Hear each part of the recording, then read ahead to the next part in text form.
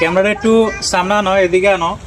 এই মাহফিল কমিটিকে একটা ধন্যবাদ না জানাইলে নিজেকে বড় বখিল মনে হয়, এবং অন্য যারা মাহফিল করবেন সেই মাহফিল কমিটিরও কিছু শেখার আছে এখান থেকে।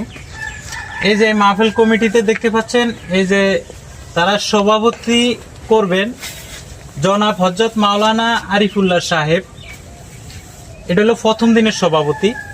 দ্বিতীয় দিনের সভাপতি হচ্ছে হযরত মাওলানা শিহাবুদ্দিন সাহেব, মুহতামিম পূর্ব কুমারখালী জামিউল উলুম ইসলামিয়া কওমি মাদ্রাসা।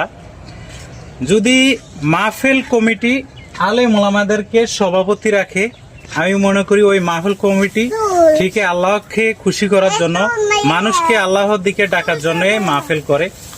আপনারা যারা মাহফিল করবেন, মাহফিল ইন্তেজামিয়া কমিটি রয়েছেন, মাহফিল করবেন, আপনারাও আপনাদের মাহফিলের সভাপতি কোনো নেতা এলাকার অমুক সেমুককে রাখবেন না, আপনারা এরকম আলেম ওলামাদেরকে মাহফিলের সভাপতি রাখবেন আশা করি। ধন্যবাদ।